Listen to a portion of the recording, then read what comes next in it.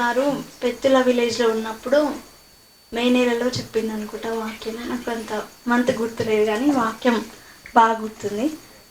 అయితే ఆ రోజు ఏమని చెప్పిందంటే లూకా సువార్తలో 13వ అధ్యాయంలో ఒక బలహీనపరచు స్త్రీ గురించి చెప్పిండు.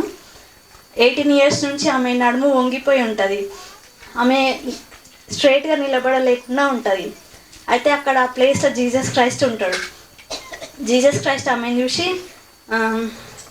నీవు నీ బలహీనత నుంచి విడుదల పొంది ఉన్నావు అని చెప్తాడనమాట.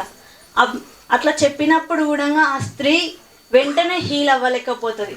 ఎందుకంటే ఆ స్త్రీకి అక్కడ ఫేత్ అనేది చాలా వీక్ ఉంటుంది.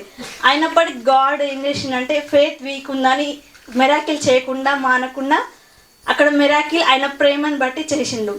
దాన్ని బట్టి నేను ఏం నేర్చుకున్నా అంటే మనకు ఫేత్ చాలా తక్కువ ఉంది కదా అని గివప్ ఇచ్చేయకుండా గాడ్ పైన మనం ఆధారపడినప్పుడు గాడ్ మనకున్న ఫేత్ని బట్టి కాకుండా ఆయన లవ్ని బట్టి కూడా మిరాకిల్ చేశాడు మనకన్నా అర్థమైంది. ఇంకొకటి ఏంటంటే గాడ్తో ఫెలోషిప్ చేస్తున్నప్పుడు మనం ఇంతసేపు ప్రార్థన చేసినాం అంతసేపు ప్రార్థన చేసినామని సాటిస్ఫై అవ్వద్దు. ఇంకా గాడ్తోని మనం ఫెలోషిప్ చేస్తూనే ఉండాలి. ఇంకొకటి ఏంటంటే ఫిలిప్పు 4వ అధ్యాయంలో క్రీస్తు మహిమైశ్వర్యంలో నీ ప్రతి అవసరత తీర్చబడిన అనే వాక్యం ఉంటుంది కదా.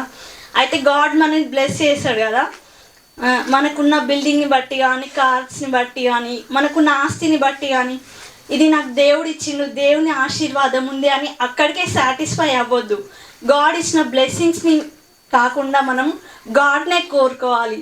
గాడ్ ఇచ్చే అనాయింటింగ్ అభిషేకం కానీ స్వస్థపరచు వరం కానీ ఏదైనా సరే వాటికంటే ఎక్కువ మనం వాటితోనే సాటిస్ఫై అవ్వకుండా నాకు స్వస్థపరచు వరం ఉంది కదా, మిరాకిల్ చేసే వరం ఉంది కదా, నేను ఆత్మలను ఎట్లయినా రక్షిస్తా అనే ఎంతూజియాజంతో ఉండకుండా అవన్నిటికంటే గాడ్ మనతో ఉంటే మనతో అవన్నీ ఉన్నట్టే.